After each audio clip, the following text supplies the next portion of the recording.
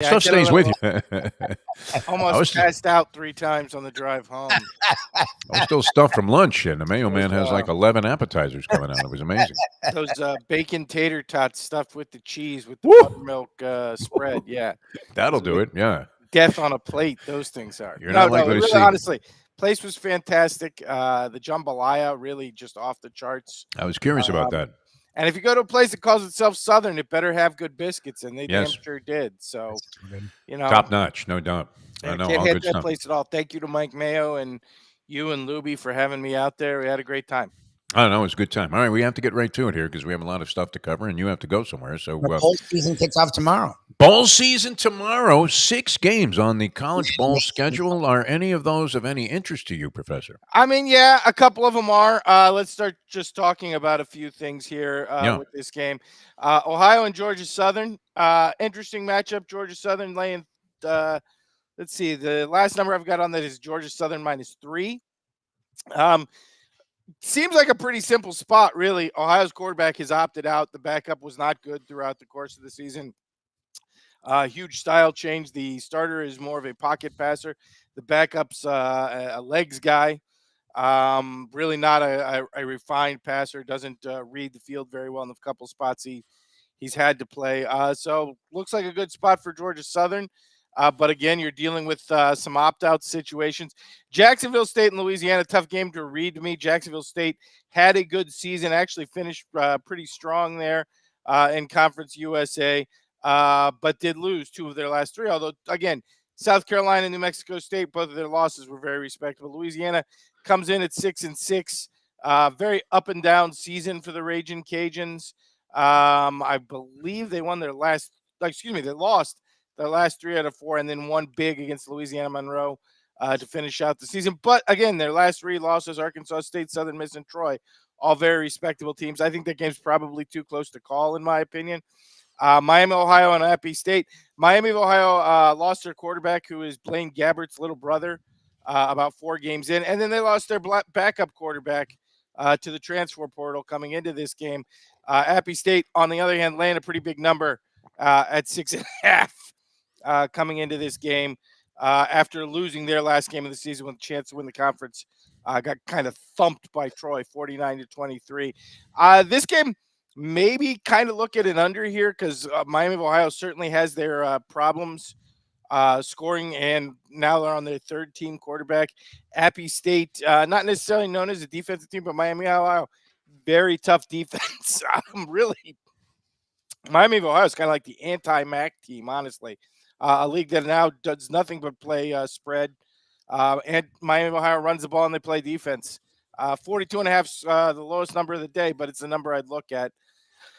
New Mexico State and Fresno State. Fresno State has been totally dependent on their quarterback, Logan Fife, throughout the course of the year. He's in the transfer portal. He will not be playing. New Mexico State, a team that finished the season very well, including after their quarterback got hurt. Diego Pava got hurt in the conference championship game against Liberty. They played very well. Supposedly, he's going to be Pava's going to be playing in this game, but you're going to have to watch that going into tomorrow. I want to double check here on their. Yeah, Pavia is not even showed up on the injury report, so presumably he'll be playing in this game. If he does, New Mexico State looks like a pretty good spot here, playing against Fresno State's backup quarterback, only laying 3.5. UCLA, Latu, their best pass rusher, who, if you watch that USC game, absolutely dominated the USC game, is in the transfer portal. He's the key one. Boise State, quarterback's in the transfer portal, and he was the backup to start with. UCLA's starting quarterback was on the injury report, but the report yesterday is that he will play. Garbers, if you watch him, he's nothing special, but he doesn't turn the ball over, which really is all this UCLA defense needs. And despite losing Latu, that's still really a defense with 5 or 6 NFL players on it. So I look for them to be very tough, laying 4 in that spot. Has gone from 2 to 4, so that's one of those would have liked to get it a couple days ago games, but not the end of the world there. And then Cal and Texas, 2 teams. Cal came in really on a great finish to the season, winning their last 3 games, including absolutely dominating UCLA in the last week of the season. Cal's last 3 games: beat Washington State, beat Stanford by 2 touchdowns, beat UCLA 33-7, and they're getting 3 from a Texas Tech team that I'm not that impressed with. So to me, Cal, the underdog, barking pretty heavily there. In a revenge game from a bowl game from about 10 years ago, where Cal had a 1-loss season and came into the Holiday Bowl against Texas Tech. And then Texas Tech and Michael Crabtree upset Aaron Rodgers and Cal years ago. So a little bit of a revenge spot from years and years ago there. So if we're boiling all these games down, looking for pick, UCLA -4 looks like the top pick of the day. I would take Cal +3 after that, and then New Mexico State -3.5 would be the 3 spots I'm focusing on. The 3 later starts there, 5:45, 7:30, and 9:15. Those would be the 3 personally I'd lock in on. New Mexico State laying, UCLA laying, Cal taking the points. That's where I'd go with Saturday's action. All right, sounds good. Any game that you're just salivating in Yes. anticipation of? Yes, Is there one? we've got the opt-outs list. The number 1 team losing opt-outs and lost their coach is James Madison. Has 11 starters, including their quarterback, transferring already, and they're currently laying 3 points. If you can get this game, most places have locked this game down tighter than a drum in terms of early action. Seeing circles on it everywhere.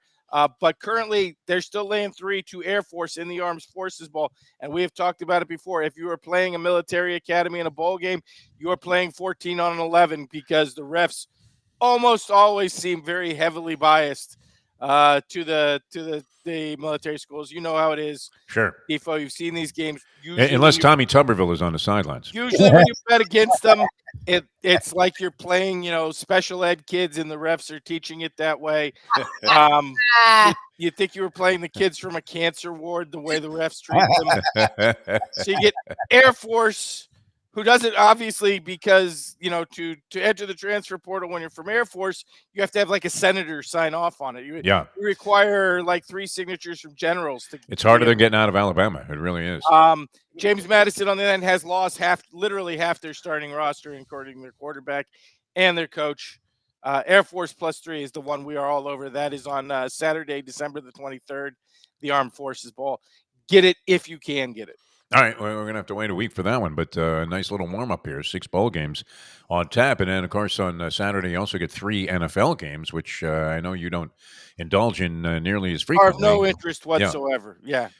I think it's pretty easy to come up with an all-animal parlay there. I'm going to go with that, which was always part of my Thanksgiving. So you're going betting Bengals, theories. Colts, and the other game could be either. Well, Broncos, yeah. And we got the Broncos from Brandon Lang yesterday in an interview that we are not going to reference much more in the future because it inspired a bunch of calls and texts going back and forth from the people with the Tony Bruno Sports Network, as might have gotten a little bit out of bounds there. Wait, you got a call from Tony Bruno Sports Network? Tony Bruno Sports Network from Bruno Man himself under the auspices of what the hell was that?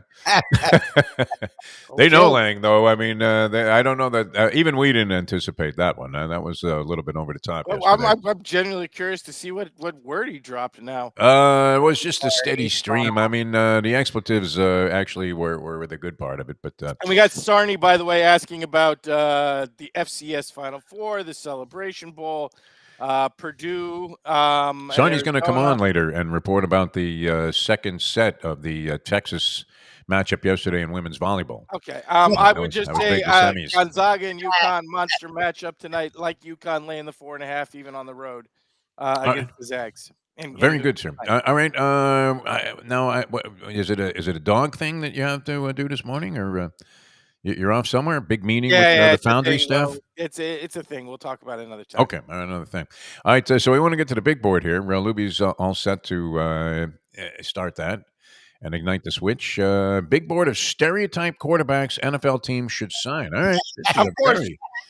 For those topic. Who haven't been buried in a cave last week, the number one thing going on in the NFL is Guido Mania, which is everybody is obsessed with the fact that Tommy DeVito is like a cast member of the Jersey Shore, and he's playing for the Giants and talks about his mom's cutlets during interviews. He's got his agent who looks like Turtle from Entourage, went anorexic, put on a Rocky hat. Yeah. And when they ask him about it, he goes, "Hey, oh, yeah." I mean, it's a lot of gabagool. Talk about is how the Guido quarterback is taking over for the New Jersey Giants, and I get it. I get the attraction to it, but I'm saying, stereotypes are not only limited to New Jersey and New Yes. York City. There are stereotypes everywhere in cities throughout America. I mean, if I could find a quarterback who looked like Al Pacino playing Scarface, so if I could find a quarterback who looked like an Italian guy pretending to be a Cuban guy in the early 1980s, I'd absolutely sign him to be the Miami Dolphins' third-team quarterback. Unfortunately, there's nobody who meets the list of the classically terrible Scarface, which is when Hollywood decided only Jews and Italians could play Cubans for some reason. That was a little stretch for Pacino, you would have to say. Robert Loggia and F. Yeah. Murray Abraham playing Cuban immigrants, which I never really understood in the least. But there's none of those out there. But there are some other cities and some other stereotyped quarterbacks. So we're going to make some roster suggestions based on that. And we're going to start with number 5, which is the city of Los Angeles, which now has not one, but 2 quarterbacks. And when you think of Los Angeles, what do you think of? Beach. Gang member crack dealers. So, former University of Oklahoma quarterback Charles Thompson should absolutely be signed by the number 3 to be a number 3 quarterback for one of the Los Angeles teams. Because really, when he got busted for selling crack at the University of Oklahoma, there was rumors of him being tied to the blood gang, the Bloods. Oh, Anyway, so why not? He's already there. And if you're going to say, but Ken, he's like 50 years old now. Okay. Is he really worse than anybody who's playing quarterback for the Chargers now? After last night. This guy was a huge star for North Dakota State. He's 50 years old. Yes. Yeah. For North Dakota State. That explains it.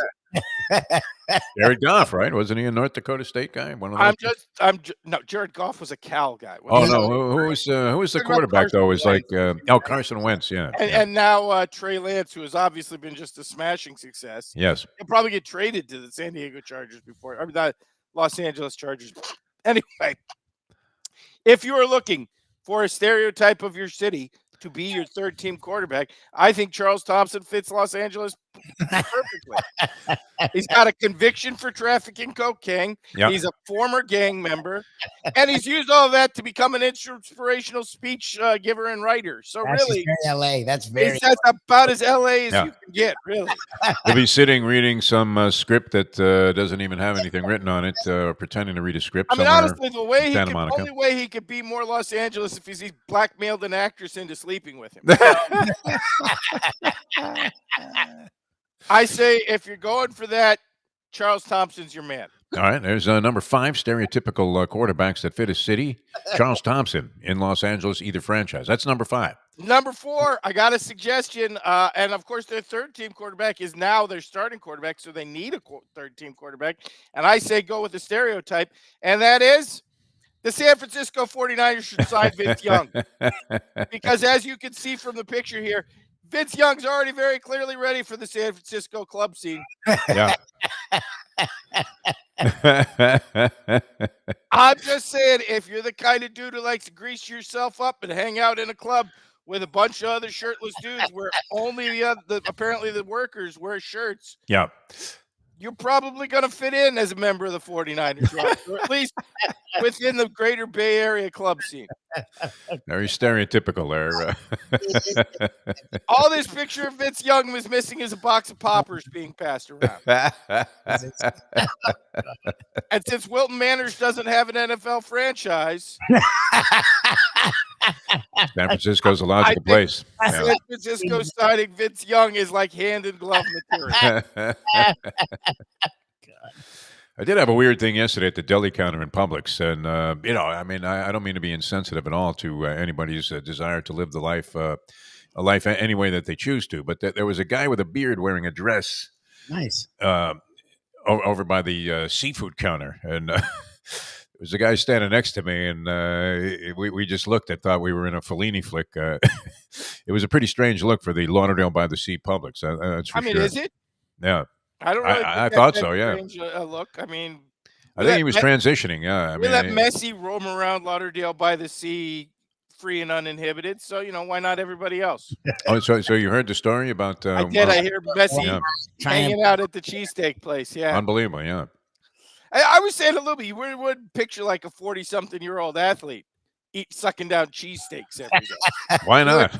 You would picture him doing like the Brady I don't eat strawberries and nightshades diet.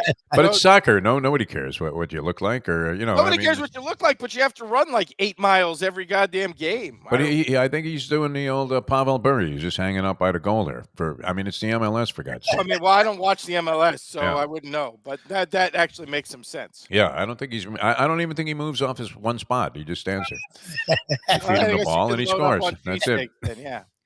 All right, that's number 4. Vince Young, San Francisco, and well illustrated here by the professor. Takes us to number 3, which is another city that is a somewhat recent addition.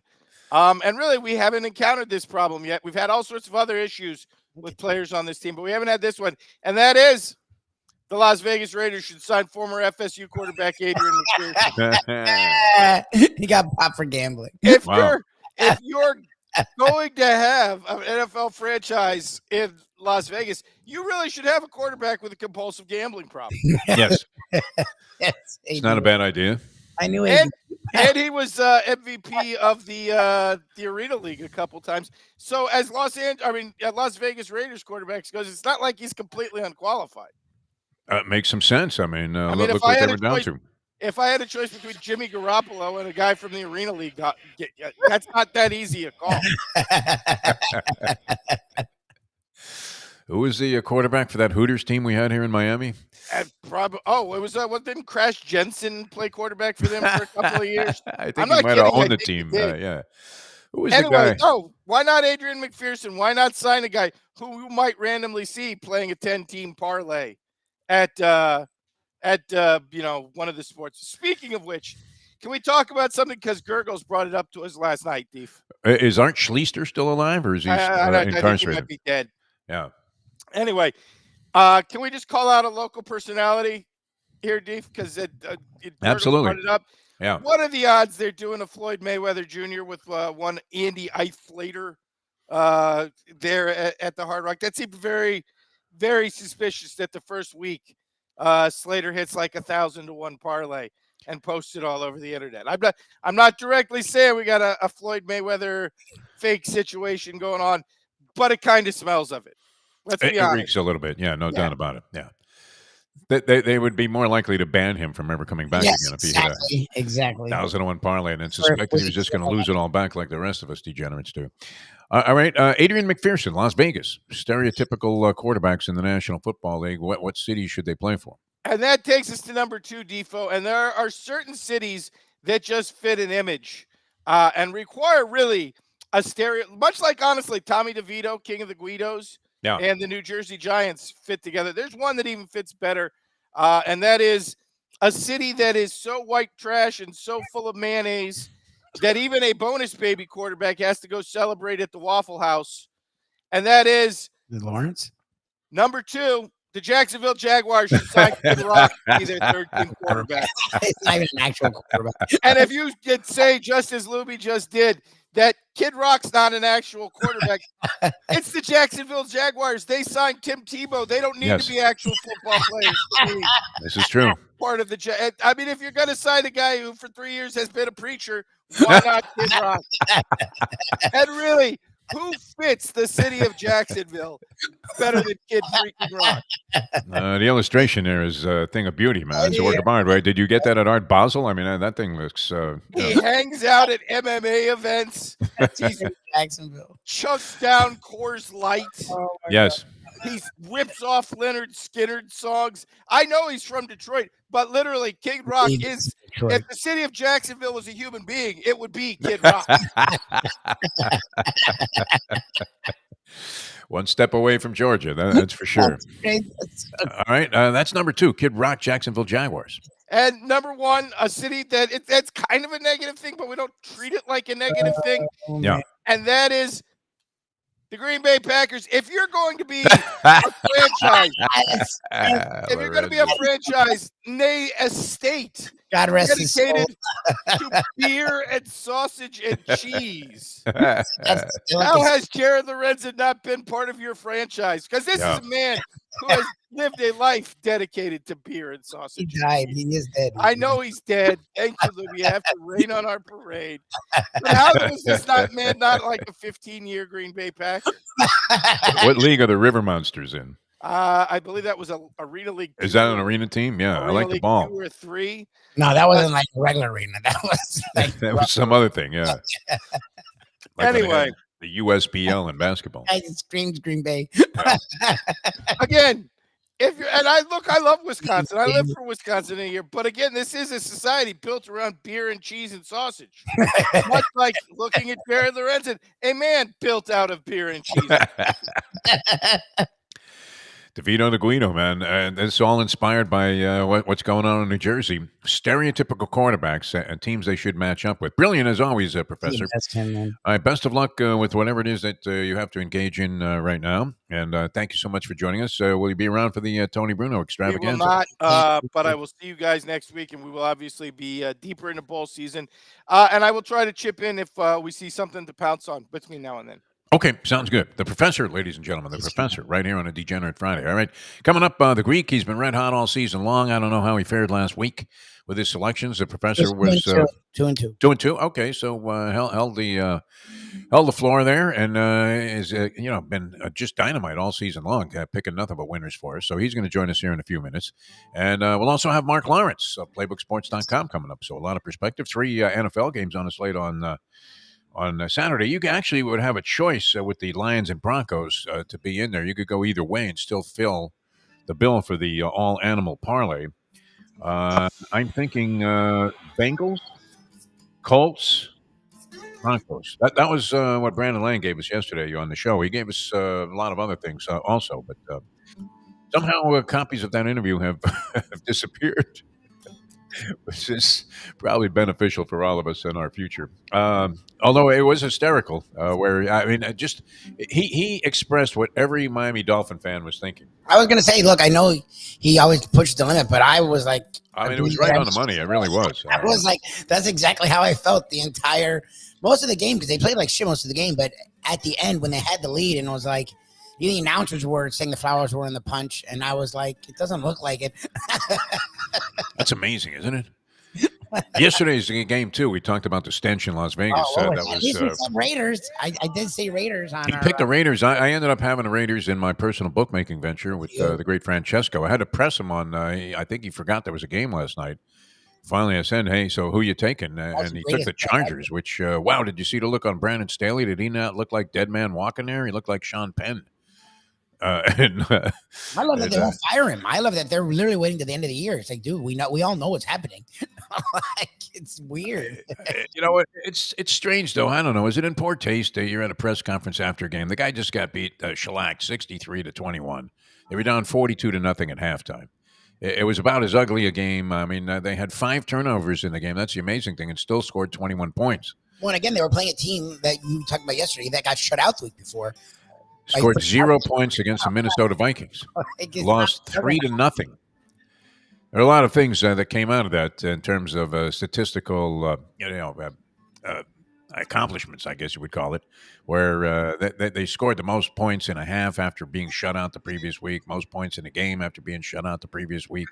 They're actually averaging 31.5 points a game in the last 2 games. Problem was they had 0 2 weeks ago. We're coming back with more. We're going to talk to the Greek. Greek's going to join us here in just a few minutes, and then Mark Lawrence, PlaybookSports.com. We'll have our no filter thing coming up. That'll be posted later on, somewhere around 9 o'clock. It goes up on the system. And then Tony Bruno Sports Network. We'll be there from 10 to 12. Later on, Gulfstream Park with Mike Mayo and the Mike Mayo Lunchbox. And that'll wrap up the week. So we'll be back with more on a Degenerate Friday edition of the Defo Show with Mike Lubie Lubitz in a moment. Now that. The time. It's 8:30. Folks, Tony Segreto here. Let me ask you a question. What do you look for when you go out to eat? Good food, obviously, friendly atmosphere, not too loud, but good energy, reasonable prices, and a place where you feel comfortable. All those ingredients, no pun meant there, are hard to find unless you're talking about the Texas Roadhouse. You see, they encompass all of those attributes. Really, really good food, amazing atmosphere, good for a family, good for a date, or just a night out for yourself, and prices that will make you extremely happy. Their ribs unmatched, steaks hand cut every day. Everything, and I mean everything, is made on site, including their incredible bread. It's the one day, folks, that you can forget about low-carb diets. Trust me when I tell you, Texas Roadhouse, your restaurant, your destination when you say, where should we go and eat tonight? From the newly renovated sports bar to the beautiful bayside views captured at the Tiki Bar, Jimmy Johnson's Big Chill has it all. Located at mile marker 104, the Big Chill also offers waterfront dining while experiencing breathtaking sunset views of the Florida Keys. It's simply the hottest spot in the Keys to cool off. That's Jimmy Johnson's Big Chill at mile marker 104 in Key Largo. For more information, call today at 305-453-9066.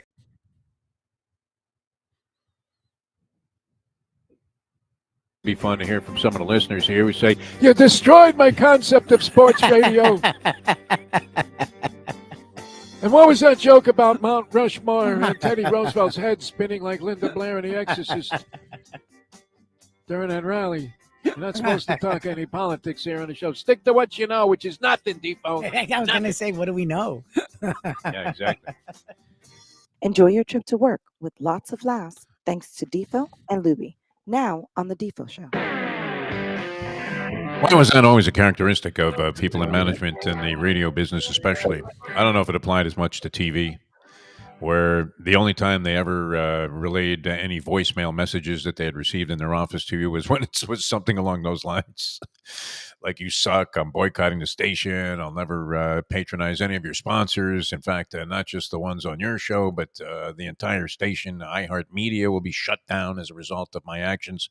And you're talking about probably some 87-year-old guy that never left the house anyway. So I don't know that you were losing much, but whatever the reason, it was never like, hey, I love your show, I think you're great, man. I tell you what, I don't want to miss a day, get a day started without listening to you guys, you and Lubie.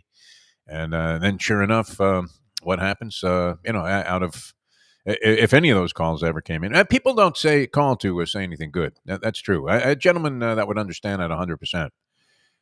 Is joining us right now here as we are joined by one of our favorites here on the program. And he's been dynamite for you guys all year long on a Degenerate Friday, just picking winner after winner. The Greek joins us here on the show. Greek, how are you, my friend? I'm good, buddy. How are you today on this Friday? Good morning, great one. Okay, I don't know if you experienced this because people don't mess with you in the radio business. You run the place there in Palm Beach where you've been working for years. And then even when you came down to 940 there for a couple of years, I mean, they rolled out a red carpet for you. Whereas, did you find this unusual? The only time Grace Blazer, the program director there, ever came to relay any messages that came from the listening audience to us that were left on her voicemail, it was always along the lines of, those guys suck. I don't know how you could ever put them on the air. It was never anything particularly flattering. Is that by design in radio management? I guess it was, because that's all that ever happened. I mean, you never got that proverbial pat on the back. Well, first of all, how long did you do a morning show for? Overall, I don't know, probably 30 or 5 or years or so. I mean, At that place, 940, we were there 12 years. We did a morning show Okay. like About 10 years of it was the morning show. Okay, so here's what I go with. It's the same thing when people get divorced and are with each other 5, 7, 10 years. Yeah. I suck so bad. Why am I here? Exactly. There you go. I mean, Well, they finally figured that out too. Well, that wasn't them. That was corporate decision. Yeah. My buddy last night was talking about his ex-wife, and I said to him, I said, you're with her 8 years. You realize how long 8 years is? I said, so if she was so bad, why'd you stay? Well, I mean, you want me to sit down on your couch too, Greek? You're talking to Well, Defo. I've done it 3 times. If you were so bad, Yeah. it's like Edelman used to say to Gronk, you're soft. And he used to say to Brady, you're old. They say you're old. And just to get him psyched up. But guys did a great show. I was very fortunate to be involved with it. And I was like McCaffrey for you guys with the Niners. I was an instant pickup, and it rolled. And some of my best times in radio were with you guys in the morning. And at the end of the day, if somebody's not paying my bills, I really don't give a shit what they say. There you go. Exactly. No, we've long since buried the hatchet with that. But I mean, it was just funny. It was odd. You never heard anything of a particularly positive nature, and when we would come in there, and they would always give us a dirty look. I don't know what it was. It was just part of the business's attitude, I guess. Sports betting is all over the country, and What's going on? Yeah. Number one radio stream for revenue in the country. And 15 years ago, 20 years ago, when you were talking about, and I was talking about, a program director would come in and say, "Oh my God, I don't think anybody bets on games," and I think that's crazy. You bring it up. Yeah. And now you look at it. Now they're begging you, yeah, please. Einstein, exactly. Could you just pick a winner once, huh? Now they're telling you to learn the language. Thank you. Have better speeds and parlays, and this girl called me a bet. Are you kidding me? You know what I mean? People, I mean, a lot of the audience too. I mean, they people were degenerates that were listening to guys like you and me. But I mean, there was this concept out there that people wanted to debate who's a better quarterback, Marino or Montana, and didn't want to hear about your degenerate gambling losses or your Vegas stories, which couldn't have been any further from the truth, I believe. So, that's all part of it.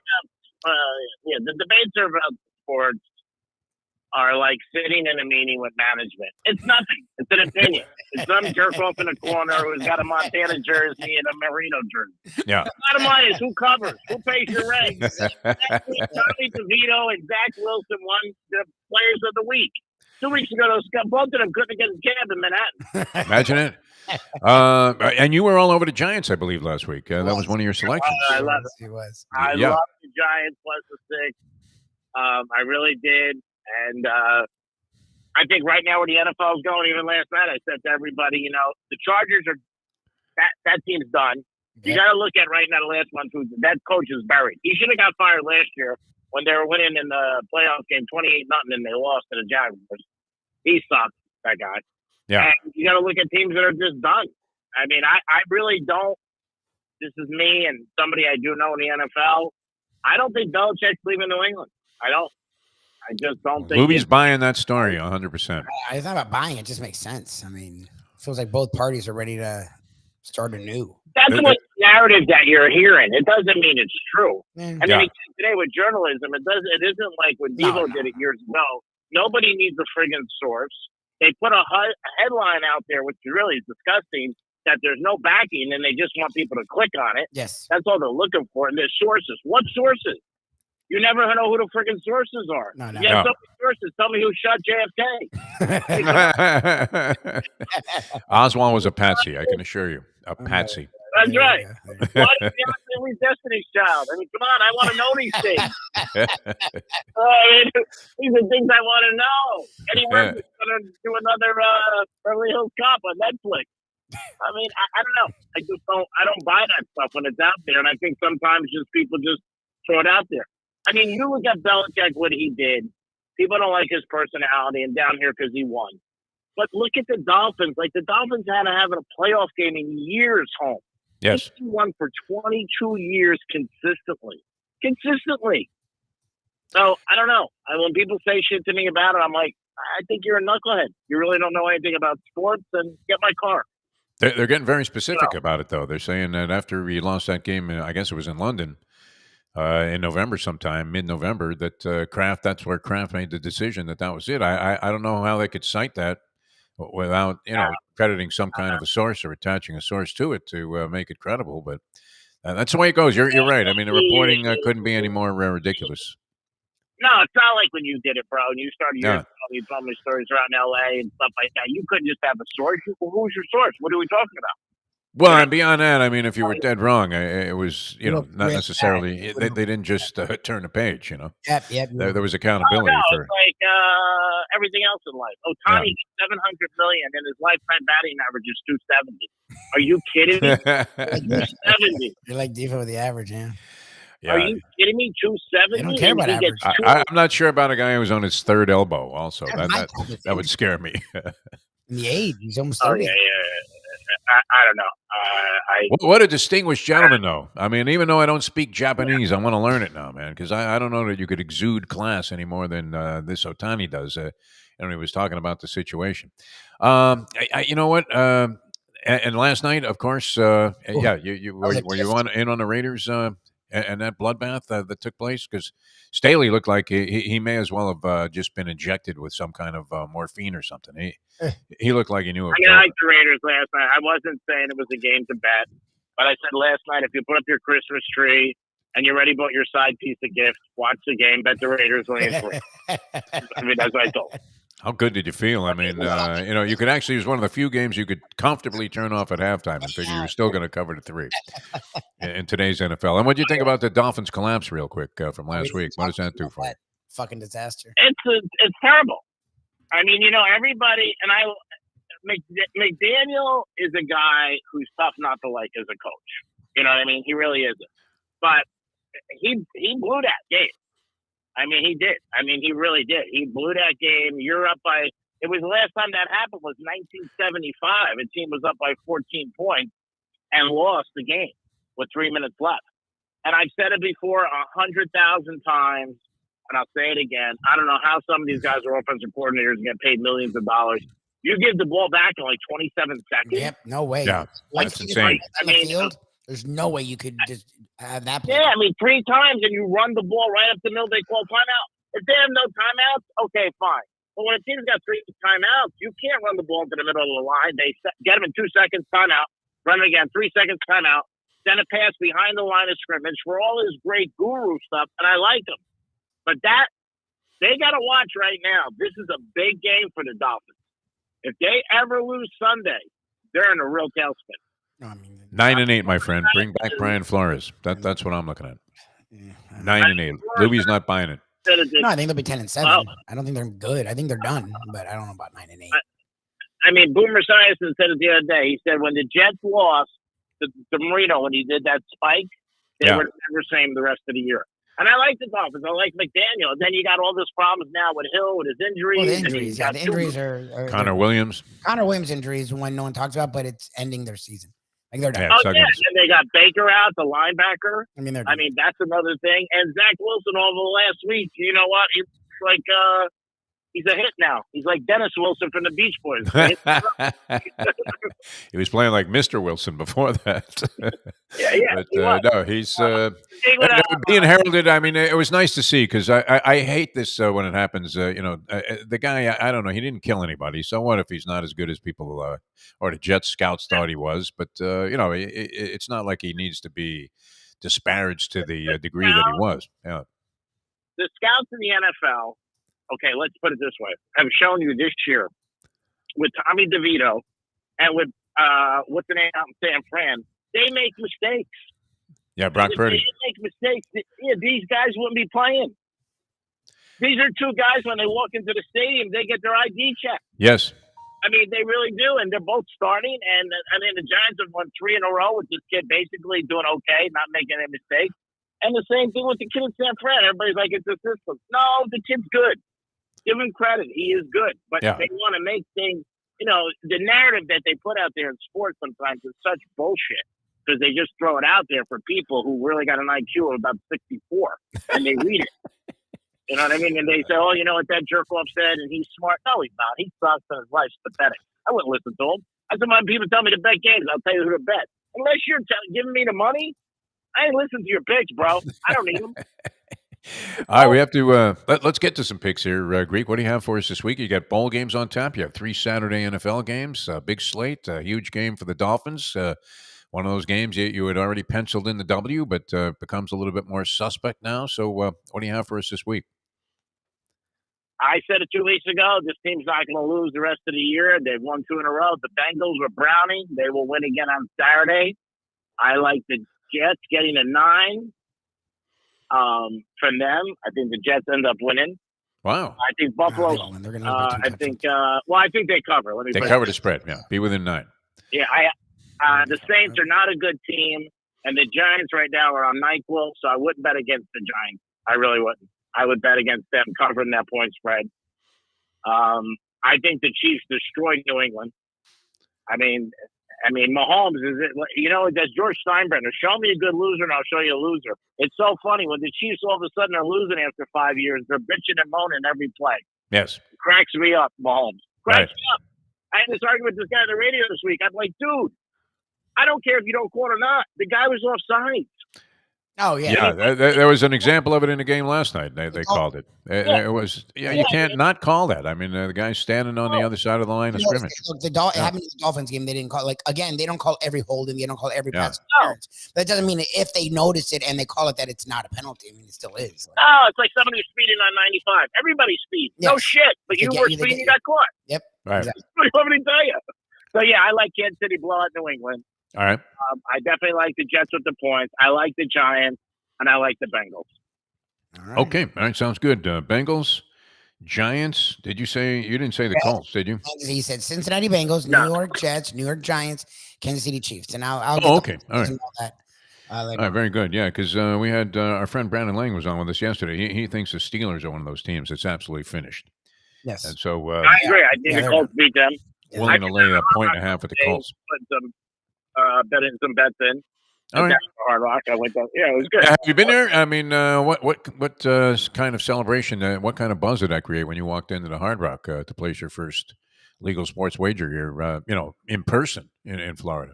The H fell off of Hard Rock. It's right. Did they cancel Bruno Mars and schedule you at the Hard Rock Live? I would did. imagine. I did have to help the guy behind the counter because he couldn't figure out a bet. And I'm like, and the crow comes over. I said, I know what I'm doing. And he wouldn't let me bet a team with the over. And I said, he goes, we don't do that. I said, yes, you do. You're just hitting the wrong thing. And he was hitting the wrong thing. That's funny. Wow. But no, it's great. It's great that Seminoles got it too. I stopped by there. They got the kiosks in the window. I think that's tremendous. It's great. I mean, it's a weird feeling, except if you were in Vegas to bet legal. Yes. That I can tell you. Oh, no doubt about it. I had my tickets. I played a little roulette. I don't want to make it there every day because then all of a sudden, you got to start blowing all your money. Because I was never a casino guy down here because I don't play crap. I mean, I don't play poker and I don't play blackjack. I'm not a slot guy. But now that they got roulette and sports, That's it. those are two games left. But I loved it. I thought it was great. Hard Rock did a great job. I think it's going to get bigger and bigger. It's great for our industry and for what we've been talking about for 20 years. So it's all good, and hope the guy in the red suit's good. You guys doing a show next Friday, or you? We'll be here next Friday. Yeah. Friday, yes, sir. Yeah. Monday and All right. We might take off the rest of the year, but no, we'll be here Friday. We'll be here Friday. Thanks, Greek. Always a pleasure, my friend. You have a good one. All right, we'll talk to you next week. Thanks, Creek. The Greek, ladies and gentlemen. All right, going to finish things off. Degenerate Friday with Mark Lawrence, playbooksports.com. You want to bring him up right away, or Don't have him, so no. you don't have him yet? Okay. All right. Well, we'll take a quick time out. Come back, hopefully, with Mark Lawrence and some more selections here on a Degenerate Friday. Everybody loves the Bengals now. It'll be the Bengals. And I think, I don't know. I mean, can you argue? Are they wrong? This Browning kid looks pretty good. They're playing bad teams. I like them at 2 against the shitty. Laying 3 at home against the Vikings after what they did last week. Look, I don't like the Dolphins. I think the Dolphins are going to be bad. I still think they'll beat the I don't Chiefs. trust the Jets even after that Everyone second does. half. People do this. Like Texans were playing without CJ Stroud, so that makes their offense worse. That then makes their defense be on the field longer. Like that, you can look into things. Like Well, we've seen it many times. And Wilson, look, in the preseason, if you saw Zach Wilson, you thought, wow, this has actually worked out for him, where he seems to have grown in confidence and competence. And you were thinking, geez, if he does have to come in for Aaron Rodgers for a game, maybe the Jets were wise to keep him, because certainly it looked like a perfect situation in the offseason to get rid of the guy if you were going to get Aaron Rodgers and maybe find some value for him after investing what they did in terms of draft capital and number 2 pick, moving up to get him. But, I mean, it was a disaster when he finally got the shot any number of times. So it's not like he's incapable of looking good for a spurt, but you see this a lot with backup quarterbacks where they look good, they come into a game and they take over and everybody starts screaming. The callers are all calling the talk shows and going, oh, you know what, so-and-so should be the starter. And then the guy gets his chance and he reverts back to being the player that was originally assessed as being somebody that's lucky to be on the roster. What's that? With that spread of the Dolphins injuries, I'm not fighting people saying the Jets will cover. Fine, but the idea that they're going to win and whatever, let's relax with all that. That's a lot. All right, we've connected with the great Mark Lawrence, Yes. PlaybookSports.com. This is great. So let's get right to him here. And we welcome to the show from PlaybookSports.com, one of the great handicappers that we've ever had any association with, and always a pleasure to listen to and hear his logic. Always picking the underdogs. Mark Lawrence joins us here on the show. Mark, how are you, my friend? Merry Christmas. Happy holiday season. Well, thank you, Defo. Same to you. Merry Christmas, happy holidays, and it's a great time of the season for sure. Not because it's Christmas, but because it's bowl season. So yeah, 6 bowl games on Saturday. At least. That's going to be a lot of fun. And the interesting thing, and the professor was talking about this, and it's very relevant to Greek too. Last few weeks, you really have to look at the opt-outs. How difficult is it to acquire that information? And I would imagine if you have sources and you know in advance that an announcement might be made, like at kickoff, that the quarterback's not going to play, that would be vital to any kind of wagering considerations. Well, you sort of know what those or which teams are being affected by opt-outs, largely by line movements. Vegas picks up on that and adjusts the lines right away accordingly. Okay. But you still have to dig. You still have to dig into and find out who they are, how important they are, what they mean. So we put our college football bowl guide together at Playbook, and it took us an extra day to get it together this year, largely because we had to check that damn transfer portal, to see exactly who went where, who's there. But my philosophy on that, Defo, is that you'll find players who are stepping in for people that transferred out to be the players they're given their chance, their opportunity. They were the best player. They were probably all state in high school where they came from, and now they're given their opportunity. And go back a couple of years ago, Ohio State Buckeyes, they were in a bowl game, and the Chris Olave wide receiver, Garrett Wilson wide receiver, opted out. So what did that mean? It meant we'll have to use you, Marvin Harrison. Marvin Harrison stepped in. So, so obviously, you have to do your homework, but I think it's more value than anything when you find you're replacing players with opt-outs and you're getting a whole chunk extra points.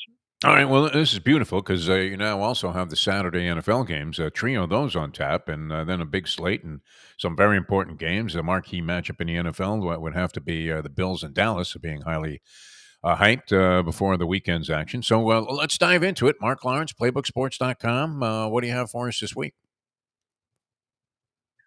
Okay, on the college bowl side of things, we're going to look at two college bowl underdogs that were champions, conference champions, that are taking points from non-champions.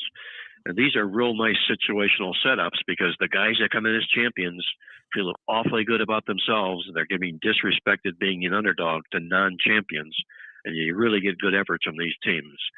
The first is going to be Saturday in the Cure Bowl when Miami of Ohio takes 6.5 points in that football game. An opportunity for Miami of Ohio to step up here against Appalachian State.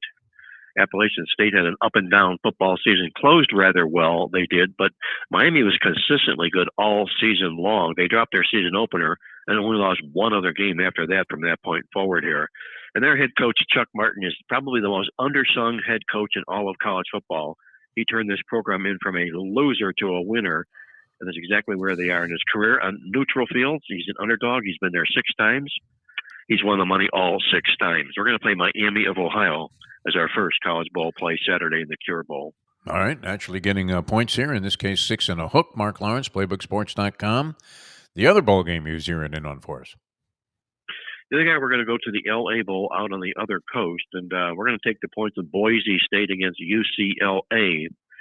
And I think you can arguably say that this is a bowl game UCLA really doesn't want to be in or isn't interested in being in. They began the football season. They were projected to be the number 3 team in the Pac-12 this year. They end up only winning 7 games. They end up where they do. They go in their backyard. They don't even go anywhere destination-wise to a bowl game. This is in Inglewood, California. So they're not too geeked up about this bowl game, but Boise State is their opponent, and it's a Boise State football team that closed out the year with 4 consecutive wins in a row. But here's the stat that just absolutely jumps off the pages, and this is featured in our bowl guide, and what it is this, if you take Pac-12 bowl teams and you hook them up against an opponent that's coming off a win, those Pac-12 bowl teams are 2-25 against the spread. Wow. In bowl games. Yeah, And then 2-25, and wow. we've got a handful of them on this year's card. This being one of them. So we'll play the Boise State in this nice 2-25 roll against UCLA. We'll take 4 points.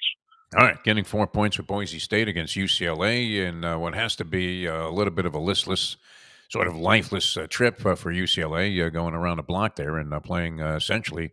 They play their home games at the Rose Bowl, but what they're at SoFi Stadium for this one. Is that the way that goes? I think so. Yeah, Well, probably so. If it's in Inglewood, yeah. Yeah, it is SoFi Stadium. Exactly Yeah. right. Yeah. So where are they going? They're just getting in their cars and driving over to the stadium. That's is all it. they're doing. I think it was Marigold Boulevard or something I used to take when I got off whatever freeway it was that led you to Hollywood Park, which you'll find surprising, Mark. But when I lived out there, was a frequent visitor, and it was kind of a rough stretch there at that time. So maybe they've spiffed it up a little bit. All right, with the pros on tap, you have the 3-game Saturday and a big card Sunday. What do you have for us on the NFL slate? Sunday we're gonna hop on board the SS Now or Never Nice. boat this weekend, and these are now or never teams who are basically 6-7 on the season. They are underdogs, and they are faced with the prospect of winning and having a chance to make the playoffs, or losing and going home and getting the bags packed.